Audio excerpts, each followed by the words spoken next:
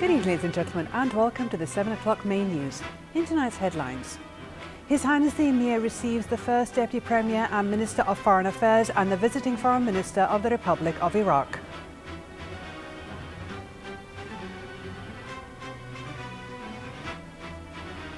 Yemen's main political factions sign an agreement mandating the President and Prime Minister to form a new government.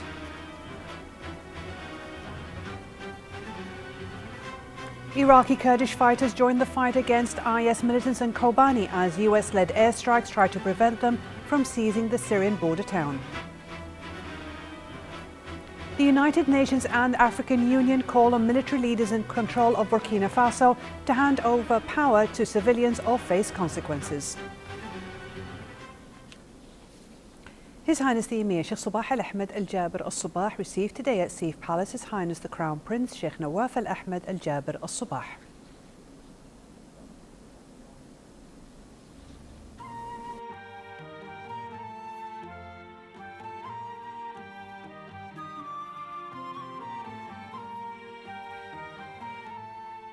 His Highness the Emir Sheikh Sabah Al Ahmed Al Jaber Al Sabah also received National Assembly Speaker Marzouk Ali Al Ghanem.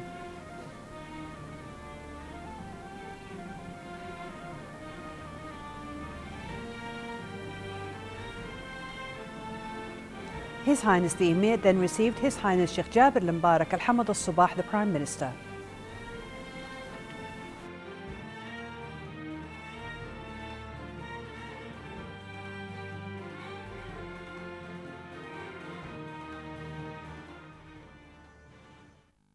His Highness the Emir Sheikh Sabah Al Ahmed Al Jaber Al Sabah received at Sif Palace at noon today in the presence of His Highness the Crown Prince Sheikh Nawaf Al Ahmed Al Jaber Al Sabah, His Excellency the First Deputy Premier and Minister of Foreign Affairs Sheikh Sabah Al Khalid Al Hamad Al Sabah, and the Foreign Minister of the Republic of Iraq Ibrahim Abdul Karim Al Ja'fari and his accompanying delegation on the occasion of his visit to the country.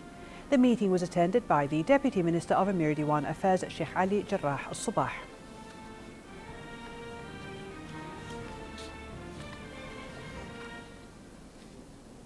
His Highness the Emir Sheikh Sabah Al Ahmed Al Jaber Al Sabah sent a cable of congratulations to His Excellency President Charles Savarin of the Commonwealth of Dominica on the occasion of his country's National Day. His Highness the Crown Prince Sheikh Nawaf Al Ahmed Al Jaber Al Sabah sent a cable of congratulations to His Excellency President Charles Savarin of the Commonwealth of Dominica on the occasion of his country's National Day. His Highness Sheikh Jaber Al Mbarak Al Hamad Al Sabah, the Prime Minister, also sent a similar cable of congratulations. His Highness the Emir Sheikh Sabah Al Ahmed Al Jaber Al Sabah sent a cable of congratulations to His Excellency President Juan Carlos Varela of the Republic of Panama on the occasion of his country's National Day. His Highness the Crown Prince Sheikh Nawaf Al Ahmed Al Jaber Al Sabah sent a cable of congratulations to His Excellency President Juan Carlos Varela of the Republic of Panama on the occasion of his country's National Day. His Highness Sheikh Jaber Al Mbarak Al Hamad Al Sabah, the Prime Minister, also sent a similar cable of congratulations. His Highness the Crown Prince Sheikh Nawaf Al Ahmed Al Jaber Al Sabah received at Sif Palace today His Excellency the National Assembly Speaker Marzouk Ali Al Ghanem.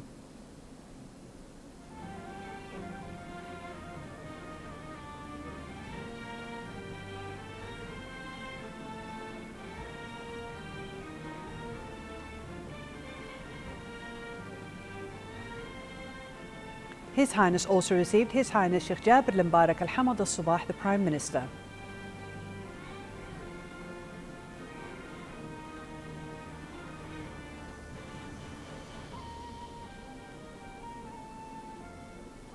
His Highness then received His Excellency the Deputy Premier and Minister of Interior Sheikh Mohammed Al Khalid Al Hamad Al Sabah.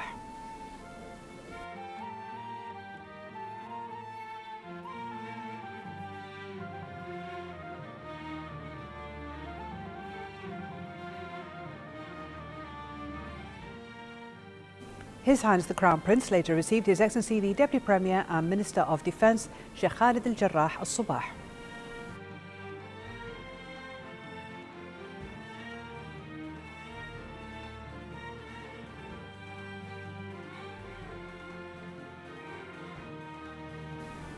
His Highness then received His Excellency the Minister of Information and Minister of State for Youth Affairs, Sheikh Salman Sabah al-Salim Lahmoud al-Sabah.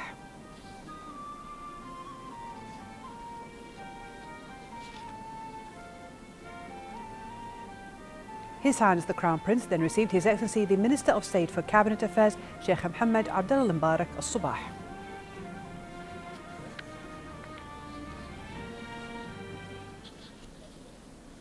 His Highness Sheikh Jabir al-Mubarak al-Hamad al-Sabah, the Prime Minister, received at Steve Palace today His Excellency the First Deputy Premier and Minister of Foreign Affairs, Sheikh Sabah al-Khalid al-Hamad al-Sabah, and His Excellency the Foreign Minister of the Republic of Iraq, Ibrahim al-Jafari, and his accompanying delegation on the occasion of his visit to the country. The meeting was attended by the Under-Secretary of the Diwan of His Highness the Prime Minister, Sheikh I'timad Khalid al-Ahmed al-Jabir al-Sabah, the Director of the Arab World Department at the Ministry of Foreign Affairs, Ambassador Abdul Hamid al-Faylachawi, and ambassadors of both countries.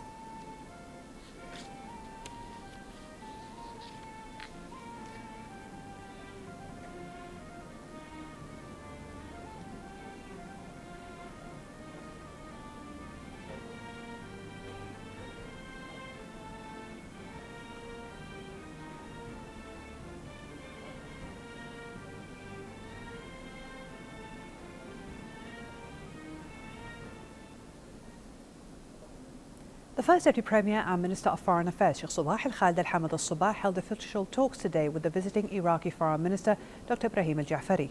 The talks focused on ways of boosting Kuwait-Iraqi relations in various domains, as well as cooperation and coordination with regard to other issues of mutual interest. The talks also covered the latest developments on the regional and international arenas. The talks were attended by the Foreign Under-Secretary Khalid al-Jarallah, the advisor at the Deputy Premier and Foreign Minister's Office, Ambassador Khalid Maghamis, the Director of the First Deputy Premier and Foreign Minister's Office, Ambassador Sheikh Dr. Ahmed Nasser Mohammed al-Sabah, the Director of the Arab World Department, Ambassador Abdul Hamid al-Faylachawi, Kuwait's Ambassador to Iraq, Ghassan Zawawi, and a number of other senior officials at the Ministry of Foreign Affairs.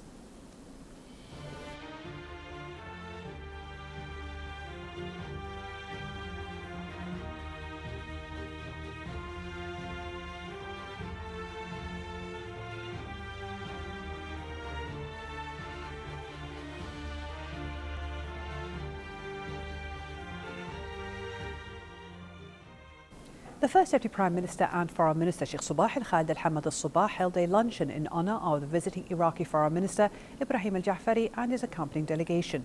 Several senior officials of the Kuwaiti Foreign Ministry were present at the luncheon.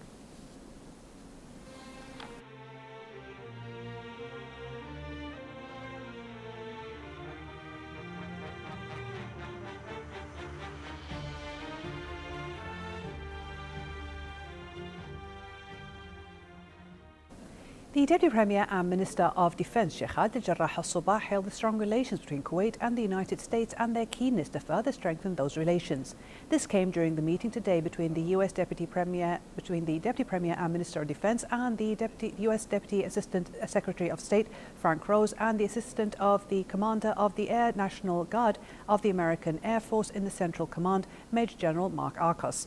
Talks in the meeting covered issues of mutual interest to both countries, particularly in the military field. The Deputy Premier and Minister of Interior, Sheikh Mohammed al-Khalid al-Hamad al-Sabah, received this morning in the presence of the Ministry Under-Secretary Lieutenant General Sulaiman Fahd al-Fahd, the Assistant Director of Operations in the Drug Control Directorate, Lieutenant Colonel Mohammed Qabazard. His Excellency expressed deep appreciation to the efforts being made by the Criminal Security and in particular the Drug Control Directorate, with emphasis on the role played by Lieutenant Colonel Mohammed Qabazard in coordination with the Drug Control Authority in the United Arab Emirates. These efforts enabled the drug control authorities in the UAE to thwart the trafficking of 4.5 million drug tablets with a market value of $250 million UAE dirhams. The Deputy Premier and Minister of Interior underscored the importance of security cooperation and coordination among the GCC states. His Excellency ordered the promotion of Lieutenant Qabazard to the higher rank in an exceptional action. Lieutenant Qabazard expressed his deep thanks and gratitude to His Excellency Sheikh Mohammed al-Khalid and to the Interior Under-Secretary for this honour. The meeting was attended by the Minister of Interior Assistant Under-Secretary for Criminal Security, Major General Abdul Hamid al-Awadi, and the Director General of the Drug Control Directorate, Major General Saleh Ghannam al-Anizi. The Deputy Premier and Minister of Interior, Sheikh Mohammed Al-Khalid Al-Hamad Al-Sabah, left Kuwait today for Monaco, heading a high-ranking security delegation to participate in the 83rd ministerial meeting of the Interpol General Society, due to be held from the 2nd to the 5th of November 2014. The meeting will include celebration of the 100th anniversary of Progress and Achievement by Police Cooperation Month in the Interpol member countries. The Deputy Premier and Minister of Interior was seen off at the airport by the Ministry Under Secretary Lieutenant General Sulaiman Fahd Al-Fahd and a number of security commanders. Despite the rising tension, particularly in Jerusalem, efforts to renew the peace process are underway. For talks have been ongoing between the Palestinian leadership and the US administration to return to negotiations with Israel. More in this report by Fatma Abdul Karim from Ramallah.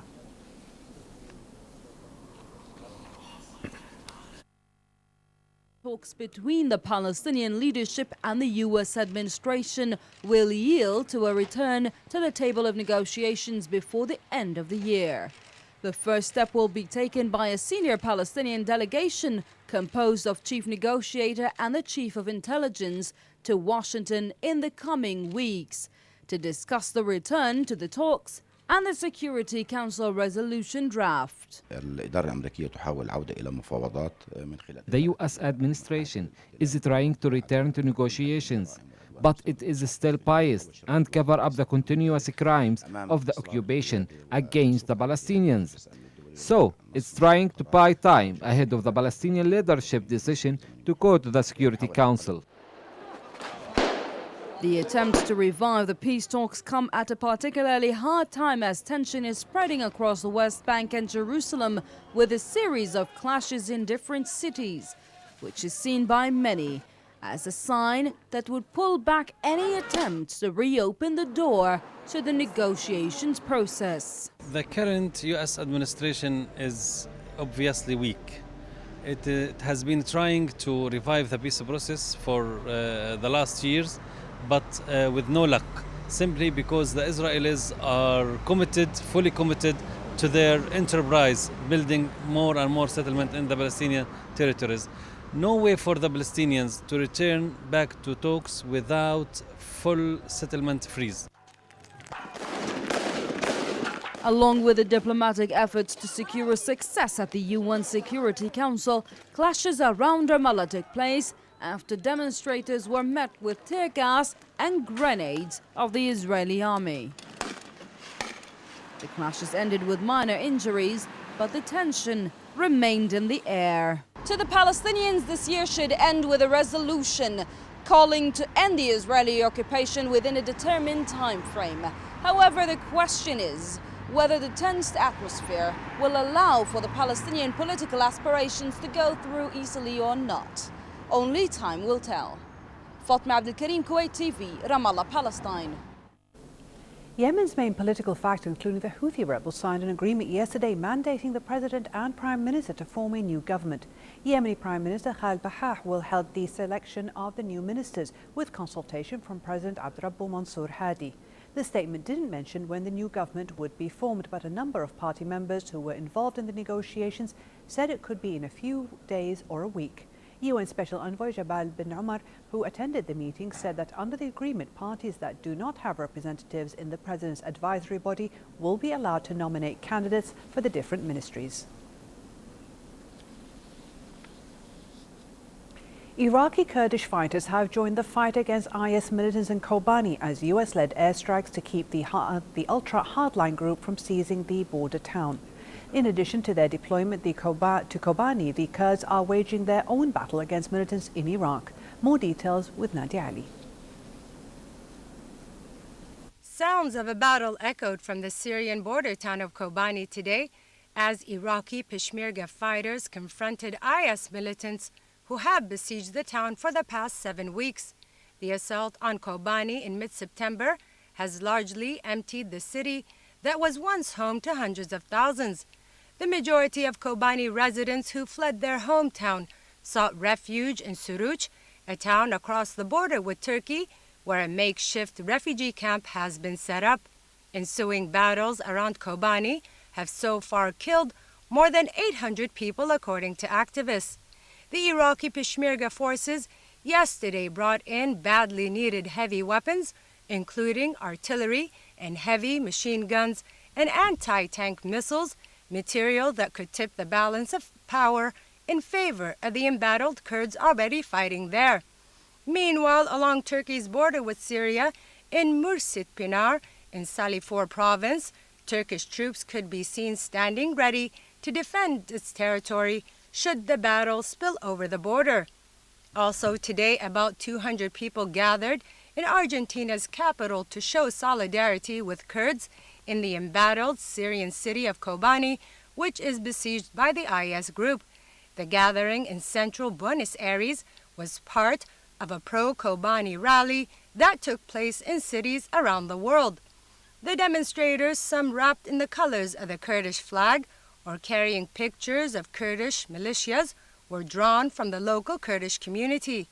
Kurdish fighters in Syria, known as the People's Protection Units, have been struggling to defend Kobani against the IS group since mid-September, despite dozens of coalition airstrikes against the extremists.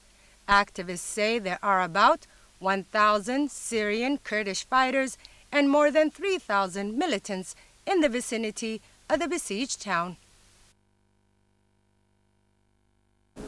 Pro-Russian separatists in eastern Ukraine are holding elections denounced by the West as illegitimate.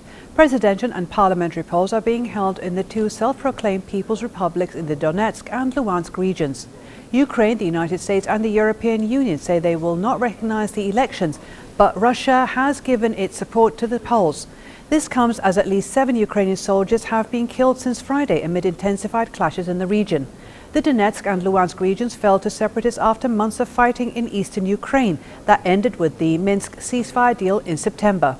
Meanwhile, rebel leaders say that as independent states, they are not required to observe Ukrainian law and therefore didn't participate in Ukraine's national elections last week. President Traian Băsescu is stepping down after 10 years as Romanians begin voting to elect a new leader. Social Democrat Victor Ponta has a lead of 13 percentage points over Liberal Party head Klaus Iohannis, that's according to polls, and they're heading into the first leg of the presidential ballot. The campaign has been overshadowed by accusations by outgoing President Traian Băsescu that Ponta served in the intelligence service before entering politics. However, Ponta denies Băsescu's claims and vowed to boost living standards and pensions. Ponta added it was time to start rebuilding Romania following 10 years of war and destruction. If no candidate secures an absolute majority in the vote, there will be a runoff on November 16th. The United Nations and African Union said that military leaders now in control of Burkina Faso must hand power to civilians or face consequences. UN West Africa envoy Mohamed bin Chambas said the military could face sanctions if they're refused. Days of protest forced President Blaise Compaoré to step down on October 31st and flee to the Ivory Coast. Compaoré's attempt to extend his time in office was the immediate trigger for the protests, but according to analysts, high prices, low wages and persistent poverty have fueled wider discontent, particularly among younger Burkinabés. The military takeover of the country has not been universally accepted by the people, with opposition groups calling a mass rally today against the army's confiscation of the uprising. And Kuwait Stock Exchange ended today's trading on mixed boards as the weighted index reached 483.11 points, gaining 0.95 points. The price index reached 7,359.91 points, losing 1.7 points, and the KSX 15 recorded 1,172.78 points, gaining 2.07. Number of trades amounted to 2,512 transactions worth 14 million Kuwaiti dinars, with 123 million shares changing hands. The Embassy of the Republic of Cyprus celebrated its Independence Day, which falls on the 1st of October when the country became independent from British in 1960 after a 4-year war. Diplomatic missions in both countries have been opened, and Cyprus has never forgotten Kuwait's contribution towards the stability of the Cypriot economy during times of crisis in its history. Sarah Glubb has this report.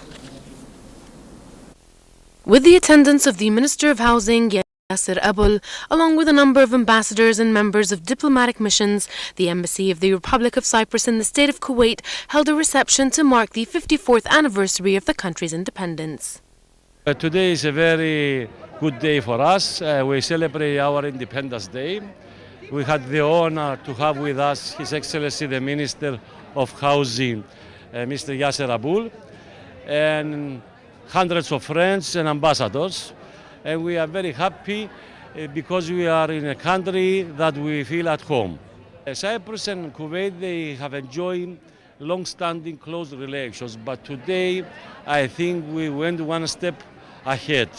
We managed to bring Cyprus closer to Kuwait by starting direct flights to Cyprus. In 3 days, on 26th of October, Gulf Air starts direct flights to Cyprus every Wednesday and Sunday.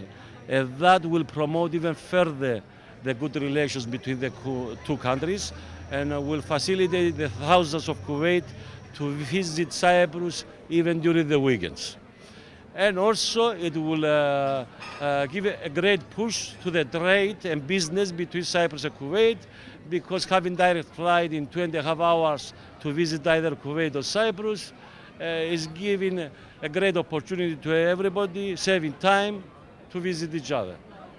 On the stroke of midnight on August 16, 1960, Cyprus gained its independence from Britain after almost a century of rule by the British Empire and centuries of rule by previous empires, including the Ottoman, Byzantine, Roman, Greek, Egyptian, Persian, Assyrian and Phoenician. Britain had unilaterally annexed the island in 1904. We celebrate our Independence Day. Since 1960, Cyprus is an independent state. Of course, I'm very happy that we have this reception tonight because, as you see, a lot of friends, diplomats, ambassadors, Kuwaiti friends, other foreigners that work here. So I'm really happy to have everybody here to celebrate with us. Cypriots, we are not many here in Kuwait. About 30 Cypriots. Some of them, though, have been working here for 30 years or something, so they're half Kuwaitis. But of course, everybody's here tonight. They've been waiting for this event for a long time. So we have everybody here share with us this joy. Kuwait and Cyprus maintain strong relations with diplomatic missions present in both countries. Cyprus was among the first countries to recognize the independence of Kuwait in 1961, and there have been expatriates of both sides living and working in each other's countries. The Embassy of the Republic of Cyprus to the State of Kuwait hosted this lavish reception to celebrate the 54th anniversary of the country's independence from Britain that was gained on October 1st, 1960. From the residence of His Excellency the Cypriot Ambassador to Kuwait, this is Sarah Glubb reporting for English News. For a chance to see our reports again, please visit our YouTube channel at MOI Kuwait News. And to recap tonight's news, here are the headlines once again. His Highness the Emir receives the First Deputy Premier and Minister of Foreign Affairs and the Visiting Foreign Minister of the Republic of Iraq.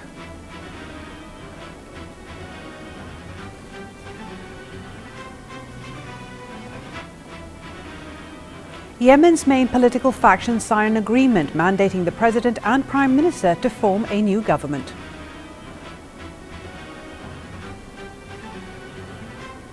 Iraqi Kurdish fighters joined the fight against IS militants in Kobani as US-led airstrikes try to prevent them from seizing the Syrian border town. And the United Nations and African Union call on military leaders in control of Burkina Faso to hand over power to civilians or face consequences. Thank you for joining us.